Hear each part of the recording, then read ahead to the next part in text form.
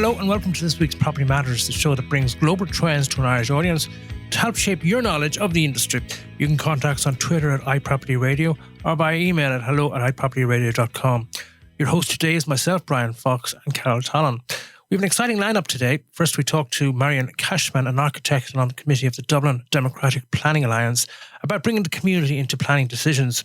And in part two, we hear from Damien Kilgannon, real estate director with Fine Grain Property, talking about tenant engagement. The strategic housing development process has been in the news lately due to the number of developments under the consideration of An Bord Pleanála. The Dublin Democratic Planning Alliance would like to see changes in the process. On the line is Marion Cashman, an architect and on the committee of the Alliance. So Marion, thanks for joining us on the line. What changes would you like to see in the SHD process? Well, in fact, the SHD process was brought in a number of years ago to fast-track planning, and it went directly to An Bord Pleanála. In other words, it didn't go through the normal process of going to Dublin City Council. And, you know, it's understandable the government is concerned about housing, everybody is. But this particular legislation really removed the democratic voice from the process. It's being terminated really this month. So, in fact, one of the more egregious elements are what we call specific planning policy requirements. These were brought in by various ministers, first of all by Alan Kelly, and it removed guidelines that the government had for planning and made them mandatory. So they cover areas like the build-to-rent development, which is now the most popular one for developers and is all over the city. The specific planning policy requirements reduced the standards of apartments, made them smaller. Previously, apartments would have to have dual aspect, in other words, windows facing two different directions. That was removed as well. So a lot of the standards were reduced to facilitate developers. Then further to that, Owen Murphy and Simon Coveney removed the height guidelines which were set in the development plan. So essentially it's kind of open season for developers, which is why you have such out-of-scale developments being proposed in areas where one normally wouldn't expect to see them. At the moment, I think there are over 70 sites across all of Dublin which have built-to-rent situation, and this is not providing affordable housing. Previous to all of this, going back before the 2008 crash, the government, should actually be developing on land that they own, and that you can achieve a high density with low-rise buildings because you don't need to provide so much infrastructure like lifts and so on and so forth. But the government seems to be going the wrong way. They're also increasing. I don't know if you're aware that every development that's built, 10% of the units are purchased by the local authority. And in these high-rise developments, you have one-bedroom units costing over 500,000 each. So the taxpayer is paying for this, and the minister, in an effort to, provide more social housing, has increased this to 20%. But effectively, this is not, the best use of this money, given that the government and the state has a lot of land anyway, which the Land Development Agency is now beginning to look at. So we seem to be going, building inappropriate developments that are very expensive and not affordable. And the Dublin Democratic Planning Alliance really is trying to lobby and speak to government to change this system back to providing affordable housing for people. Look at other things. But it is in the programme of government, isn't it? There is an expiration date on this strategic housing development. So I think it's going out this month, more or less. There were a huge number of applications, as you can imagine, over Christmas all over the city. But it is going out. But really, it's specific planning policy requirements or SPPRs.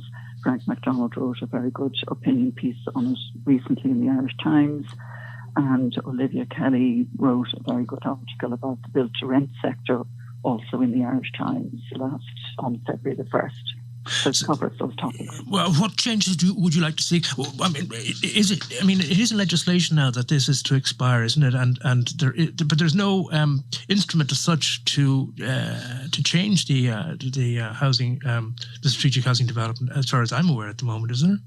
There is a new development called large-scale residential development, but it is actually going back to the local planning authority, yeah. Yes, but it's really the SPPRs which are the bugbear at the moment. Well, in other words, the build to rent with low standards,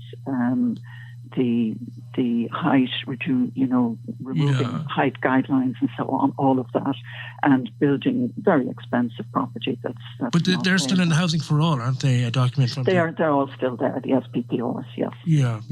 And you want to see those taken off? You want to see those? Yeah. Yes. Is it likely that government will do that? Is it likely that the present government will do that? I don't think they can see the damage to the existing environment. When you have hugely out-of-scale developments taking place, especially in the city centre, or in fact in many localities, these developments are done on a site-by-site basis. In other words, nobody is looking at, do we need sports facilities? Do we need more parks? Do we need more schools? And so it's not. There's no sense of community included in that. Is that absolutely not? No, absolutely not. Mm-hmm. And that's why there are so many judicial reviews, because people in localities actually know an awful lot about where they live in terms of history and what's appropriate and so on and so forth. We all want housing, and we really want everybody to have a home, but it's the current government seem to be just looking at it in a political way. How many numbers of units can they say they've got to by the next election, rather than looking to the long term? What sort of homes are we building for people? And so you are objecting to the build to rent schemes, is it? Build to rent may be appropriate in certain instances, but every time the government lets loose on one of these things, a bit like co-living, all the developers went to co-living until that was stopped, because naturally, if you're building a unit for someone to live in that's the size of a disabled parking bay, you're making much more profit from that piece of land. And the same with the build to rent. They've reduced the standards and sizes of the apartments, so naturally all the developers are going that way. We need to take a much broader holistic approach to it, especially given climate change, which we're facing into as well, and which is not really being considered properly. Building high-rise buildings is not only very expensive, but all this new construction is anti-climate change. We should be looking at refurbishing existing vacant buildings, of which there are very, very many, not only in Dublin, but in every town in Ireland. And in terms of high rise, I mean, is there an attitude? Is there an attitude in this country against high rise in comparison to other European cities where high rise is, obviously with green belts for purchasers and tenants of those that are living in those apartment high rises, but they are quite prevalent over there. Well, high rise is appropriate, like in the Docklands, where there was what's called a strategic development zone. So the whole zone was master planned and looked at sort of as an area. But high rise is inappropriate next to a one-story cottage or two-story protected structures, and there's great confusion about density. Areas like Portobello in Dublin or Stony Batter, where you have little single houses facing onto the street, they are actually a very high density.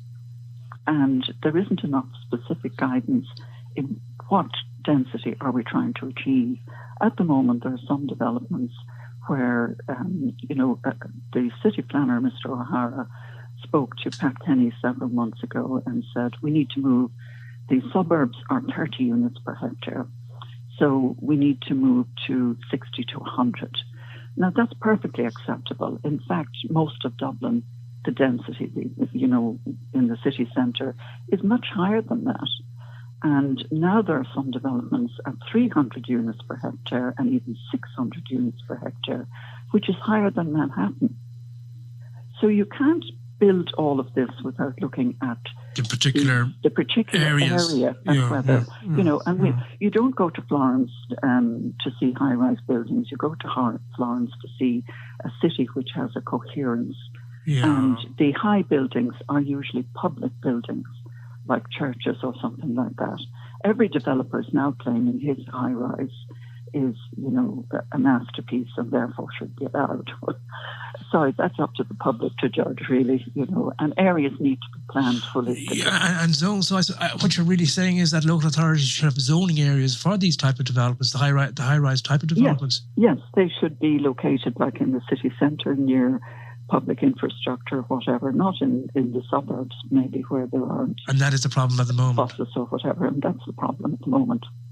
And do you think, what we've gone through, will the government listen to the arguments being put forward against the type of planning? We can only try, and the reason we set up the Dublin Democratic Planning Alliance was to try and give residents a voice. We have 64 residents' associations and many more individuals who are part of the DDPA, and we are trying to work towards a better outcome for everybody. Very good. I'm out of time, Mary, but we'll come back to this. It's very interesting. You've raised very interesting points that I'd imagine a lot of listeners aren't too aware of, particularly in relation to high-rises and the sort of arbitrary lack of definition as to where they should be put, etc. Yes. Whereas we're used to it in Manhattan and urban settings. But for now, Marion Cashman, an architect and on the committee of the Dublin Democratic Planning Alliance. Thank you so much. Next up, Carol Tallon talking to Damien Kilgannon, real estate director at Fine Grain Property, talking about tenant engagement. 93.9 Dublin South FM. And welcome back to Property Matters on Dublin South FM with myself, Carol Tallon. You can contact us on social media at iPropertyRadio or email hello@iPropertyRadio.com. So I'm delighted to be joined now by Damien Kilgannon, Real Estate Director at Fine Grain Property. Damien, you're very welcome to the show today. Thank you, Carol, and thank you for inviting me on. Well, it was a really interesting time to be talking to you because I know Fine Grain has actually recently commissioned some Amora research. So you might just take us through some of the findings. I know that these findings are yet to be released, so thank you so much for talking to us about them. It's an interesting survey on a very interesting topic that's relevant at the moment, but probably on a topic that's still evolving. You might just talk us through the research. Thank you, Carol. Yes. It is, in terms of outputs from the survey, we're certainly getting good insights into why companies are making decisions and what's driving those decisions. What I might do is just go from the top. I have, I suppose, and give an overview of what Fine Grain Property is. Please do. So Fine Grain Property is a 15-year-old company which started in Singapore. And investing in sort of overlooked and undermanaged properties. Came back to Ireland with an Irish CEO in 2015, founded by an Irish CEO, to meet the needs essentially of growing FDI and EI companies, and to partner with the agencies of the state and Enterprise Ireland and local enterprise offices and IDA. We own and manage properties in business campuses across multiple regions: Athlone, Cork, Dublin, Galway, Limerick, Maynooth and Shannon. And essentially our aim is to provide attractive workplace solutions, fully Irish owned, international real estate investor. And our business park portfolio is made up of approximately 90% foreign direct investment clients. Total investment to date is 220 million. The number of properties is 14.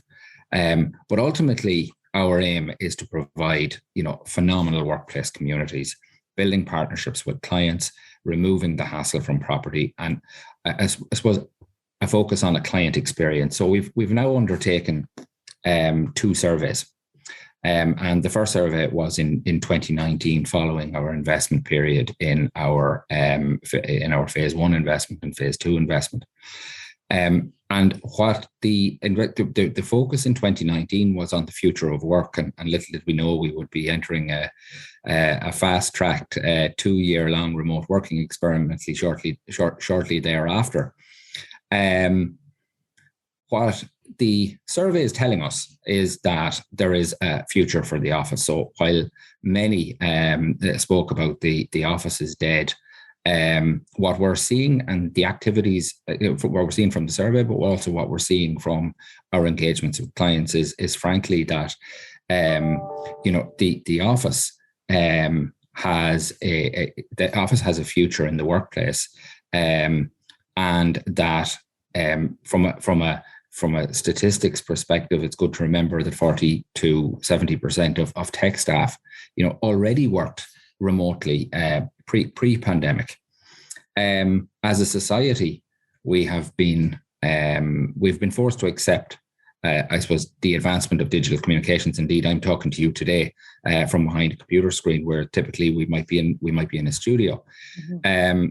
I think it's also fair to say that the evolution of the office had started pre-pandemic. The traditional desk and computer approach to offices had changed. What the 2019 research told us in terms of feedback was that workplace community was important. It probably focused more on the workplace community inside a building, in terms of collaboration spaces, and that there needed to be collision spaces within a building. What's coming out of this survey is that after 2 years of lockdowns, social distancing, home working, almost 80% of office workers in Ireland say that they want to work at least some time per week from an office.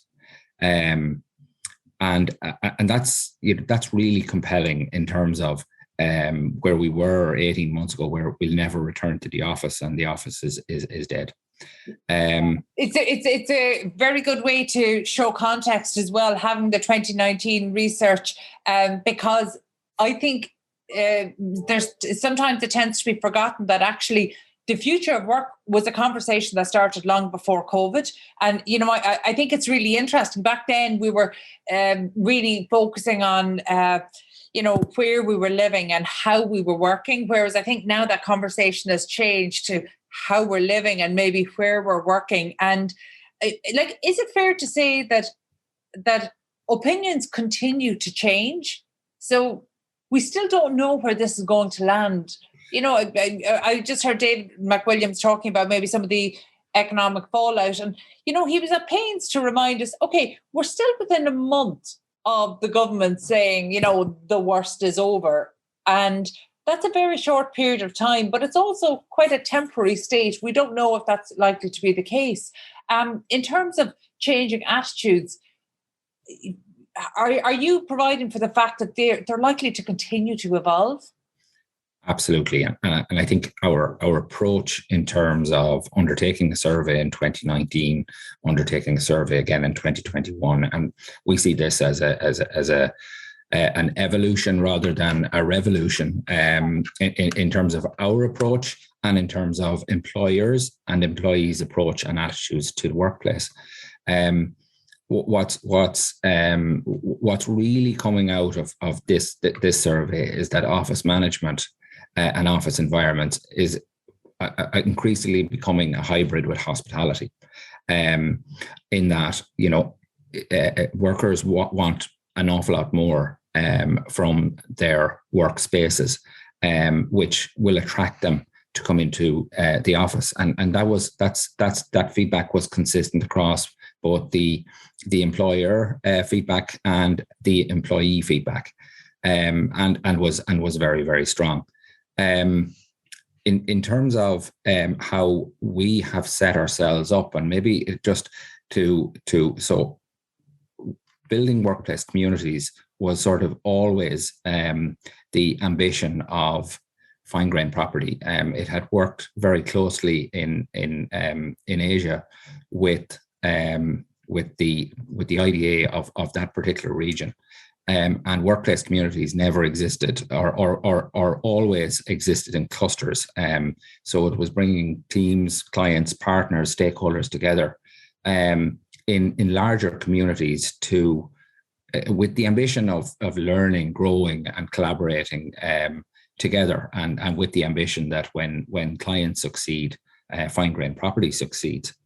So the workplace community study is going to be ongoing for many years to come, and that evolution will continue.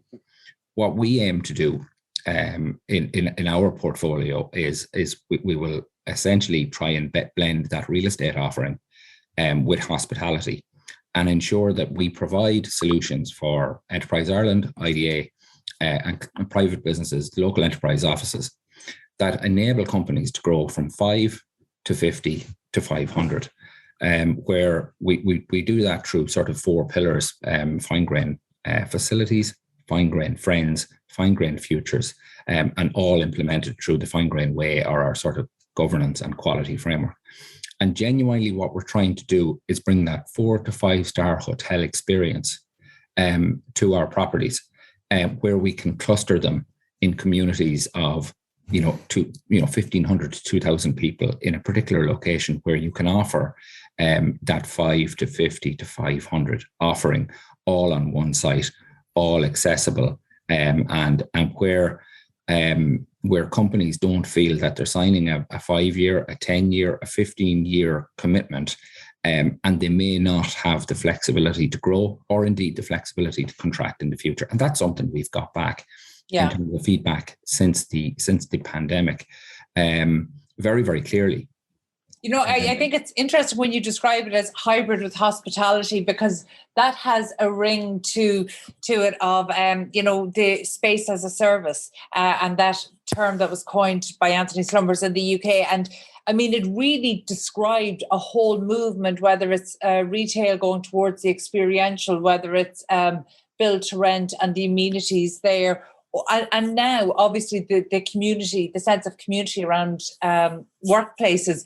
Because actually tenant engagement is something we're so excited about. We can see it happening across lots of different spheres, whether it's on the workplace or on the build to rent, or across social housing. I see Tua Housing recently launched their tenant engagement around social housing, which is fantastic to see. The build to rent community, I think, coming into Ireland, I mean, it is their key differentiator, how they're using community to add value and the community amenities. So it's amazing to see this happening in a workplace setting. But just so we can kind of break it down without being vague, let's talk about what community means in the workplace, because, relationship management means a whole manner of things. But I mean, are you getting down to the level of, introducing common activities, fitness, LGBTQ networks? What are the different things you're doing kind of to encompass and to really leverage the community that's there and bring them together? So in terms of, I might actually start at where we see our role. So the Fine Grain approach, it starts at a flywheel, where essentially we sort of see it as that struggle to get a big piece of engineering moving. So we start with the pillar of building success for clients by creating great workplace communities. Then it's excellent client service with effective follow-up, delivering stable, consistent investment returns, and then enabling reliable investment returns, with true effective communication, enable our investors to repeat the investment and again continue to build investment. So we do that through buying well, managing well, and selling well. So buying well is about buying in the right places, buying from the right people, buying the right assets, and understanding the occupier's needs right through the process, whether that's land development or whether that's building acquisition.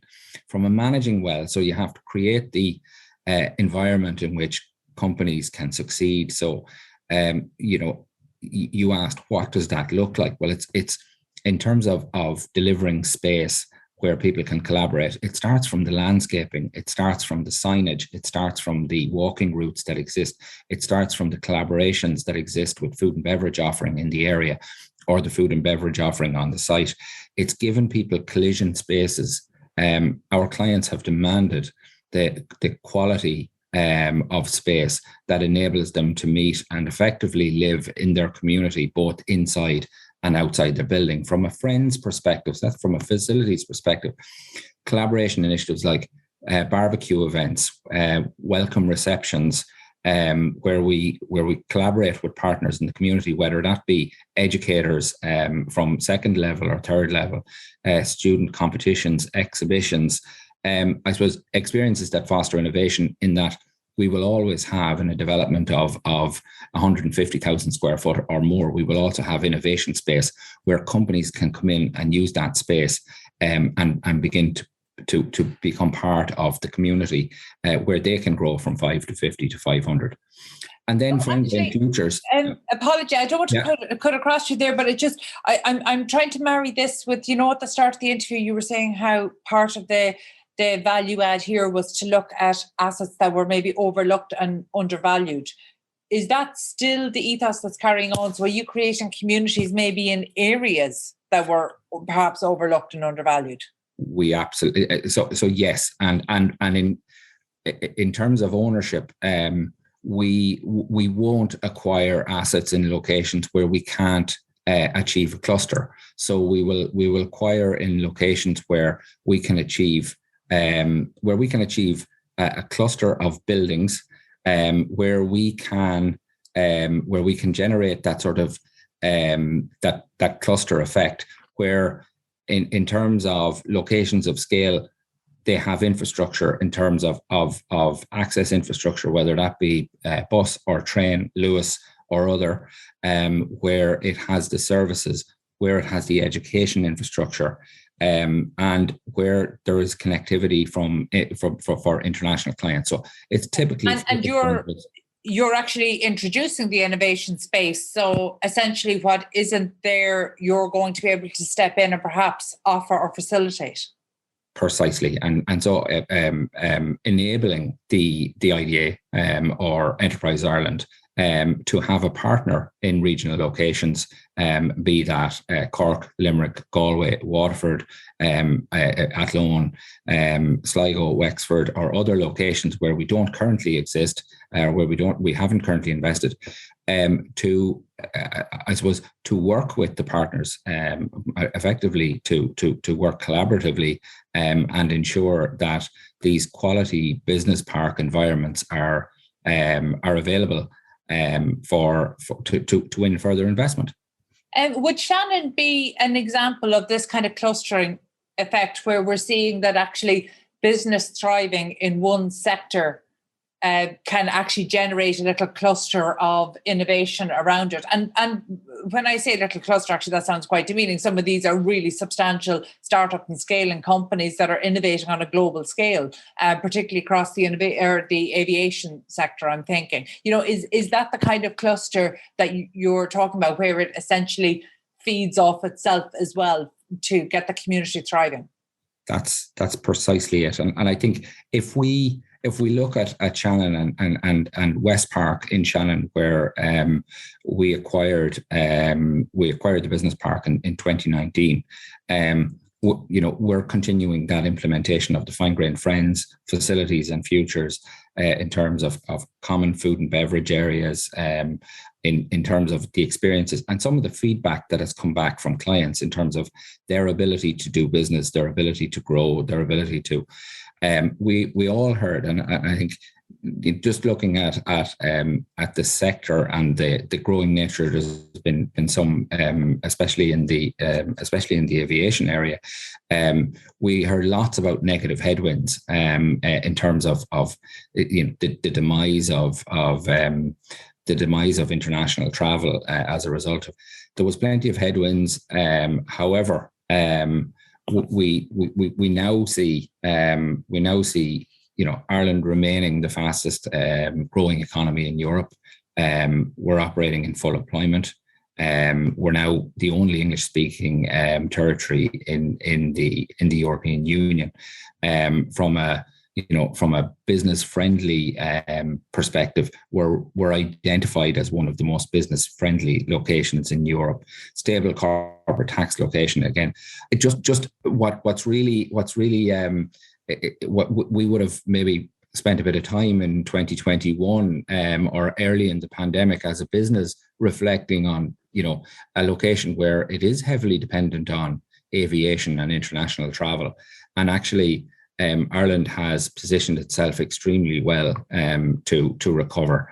And we remain in a position where, there's been fairly significant lease events in that particular business location. And our clients have recommitted to the location, recommitted to growing their business in the location, and recommitted to, I suppose, what Fine Grain Property is trying to achieve in terms of creating great workplace communities. Okay, and Damien, I hope this isn't an unfair question to ask, but I know that your career to date and your background will certainly means you're well placed to answer this. But in terms of recent tax changes, and is Ireland still considered outside of Ireland to be as business friendly as we position it? It's certainly not an unfair question, Carol. I think in terms of where IDA and where Enterprise Ireland have what they've experienced over the last 24 months, we've seen in 2020 significant decline in FDI flows internationally. And we again with a lot of negative talk at that point in time. Job investments for 2021 by both IDA and Enterprise Ireland were announced record years. We've seen Eli Lilly only in the last week announced for a €400 million investment for Limerick. We've seen that's on the back of major announcements over the last 24 months in terms of Intel, Edwards Life Sciences in Limerick, HP Enterprises in Kildare, and there's plenty more. The global tax deal will enable Ireland to retain its reputation as a stable tax location. The recent flow of announcements to Enterprise Ireland and IDA just demonstrate that they're not impacting Ireland's ability to win. We're still seen as we're recognised as a growing, young, and dynamic population of well-trained professionals. Our focus, and this has really been driven by the Department of Enterprise, Business and Innovation, our innovation focus, that R&D-led approach to whether that's pharma or medical technology or aviation or green energy, that focus is really it is the rock on which Ireland continues to grow. I think there's a third wave of Brexit opportunities that will start to feed through now as the world reopens. So I think from a tax perspective and from a competitiveness perspective, Ireland is really well positioned. Is really well positioned for growth, and hopefully we continue to see that. And that's really in terms of our press release, or our survey and our imminent press release in terms of the importance of business park communities, and the importance of the office to the future of work. What we're trying to do is understand what companies and what our clients want, and so that we can adjust our business offering to ensure that we meet the needs of our clients.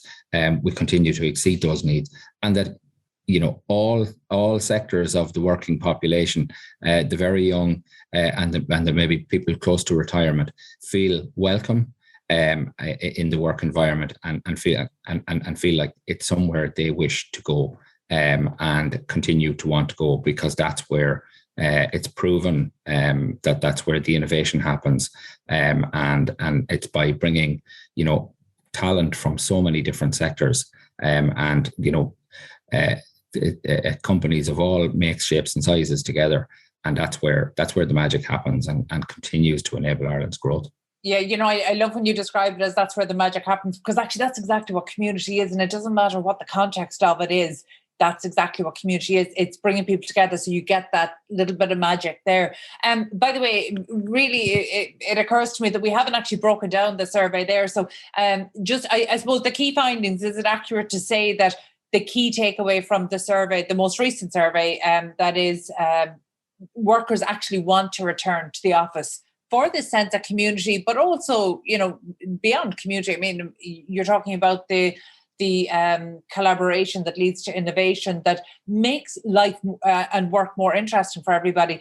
But the figures are quite stark. 78% of office workers in Ireland say they want to return to a dedicated workspace, at least some of the time. Yeah, and one other one that stood out for me was that 90% of employees, were attracted back because of the social aspect. Getting out of the house was important to 78%. They were just statistics that I wouldn't have expected. And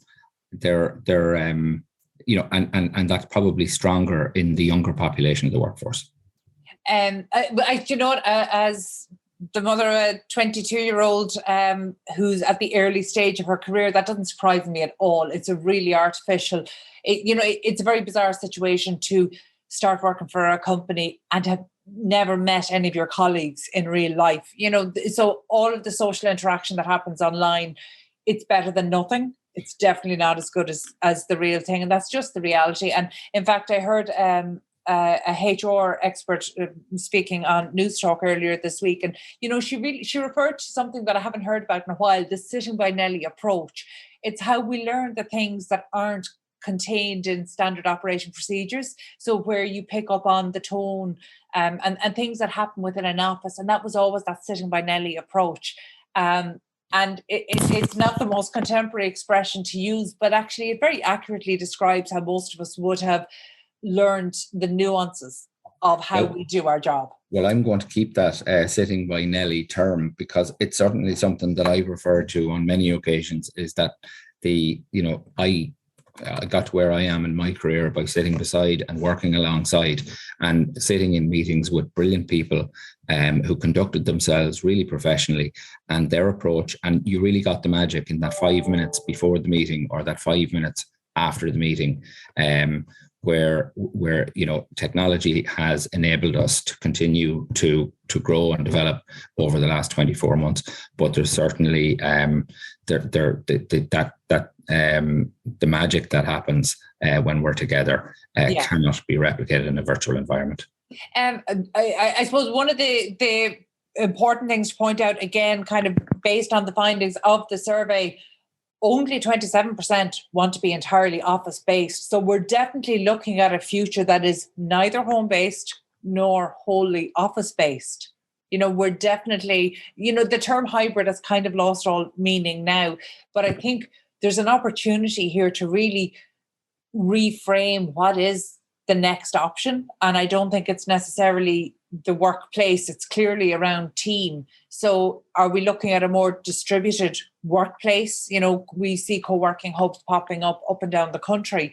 Is that likely to be the workplace of the future for many? I think for some companies, certainly. And I think for that 5 to 50 cohort, so many of those will find themselves in innovation space, whether that's aligned to a larger business park, or that's in a city centre, in a cluster, where they can continue to grow and develop. And then when they get to a point where they want to take long-term office space, that may be a step they wish to make. It really is evolving. The 27% who only wish to work from home, it's a sector of the population that will continue to, and I think there are people where that's something they've always maybe they've always had an interest in working remotely, and we need to cater, from a business development perspective. We need to provide for everyone in the workplace. It means our workplaces need to be better. It means they need to be designed better. It means they need to be more flexible in terms of an investor's approach to providing office space. We have undertaken the research that we have in order to continue to evolve and develop and grow our offering to meet all of our clients' needs. And it is so different across so many different business sectors. And we have companies currently growing within our portfolio, and of the feedback through the survey, 50% of our companies project growth over the next 5 years. So there's quite a bit of positivity coming back through the survey. It's enabling that growth, and there's room for all, I suppose, for a lot of innovation in the office space over the next number of years. And that will be in every community in Ireland. And it is about meeting that good work environment in an accessible location need. And what that means to every company will be different. But from a fine grained property perspective, we intend to continue to listen to our clients to ensure that we can offer them what they need at every point in time. Does technology have a role to play in this? Absolutely. And I think, Carol, from my perspective, I work probably 2 days a week in the office. I travel 1 day per week, and I probably spend 2 days a week at home. I think that's going to be the model for many, not for all. Certainly not for all clients. Certainly not for all businesses we come in contact with every day. However, we as a business, have our team is 50% in Dublin, and then the rest of the team are spread all over the country, and that has enabled Fine Grain to grow, to get the talent that it sought at different points in time, and that flexible approach. I think we're going to see more of that. That's enabled by technology. And that probably could not have been achieved as a short time ago as 7 years. So, the technology that we're working on now is a major enabler of remote working or working from hubs up and down the country. Yeah, and that's definitely a trend that we're seeing, and it's unlikely to reverse. But again, as I said at the start of the interview, we are still at the early stages emerging from the pandemic. I do believe that people's opinions will continue to evolve, how they want to work, where they prioritize to spend their time. All of that continues to work. Yeah. For fine grain properties, what's the plan over the next kind of 2 to 3 years? Where are you focused? So we plan to grow. So we are currently developing our plans in terms of our growth pattern for the next 2 years, and we see the portfolio growing significantly in that period. In terms of meeting the needs of our existing clients, we are at an advanced stage of rolling out that Fine Grain Friends facilities and indeed futures program, which is our ESG strategy, essentially. From a facilities perspective, what we want to achieve, and we talked about it earlier in terms of that sort of 4-star or 5-star hotel. If you enter a Clayton Hotel at Dublin Airport, or you enter a Clayton Hotel in Wexford, it very much looks and feels the same. We want to prepare our assets so that they feel like a 4 or a 5-star hotel for our clients, and that they meet their needs. So there's a huge amount of work arising from the 2019 survey and our most recent survey. There's an amazing amount of work that we need to do. We call it in the core, in our existing portfolio. That's going to enable these spaces for collaboration. That's going to enable these spaces for community to foster, and for the magic to happen. Yeah, again, we're back to the magic, and I think Friends, facilities, futures, I mean, that's really where it's at. So it sounds like you guys are bang on trend there. Thank you to Damien Kilgannon, Real Estate Director at Fine Grain Property. And that's all we've time for today on Property Matters and this week. You can get in touch with the show on social media at iPropertyRadio or email hello@iPropertyRadio.com. My thanks to Luke Delaney and Peter Rice on sound. We'll be back at the same time next week.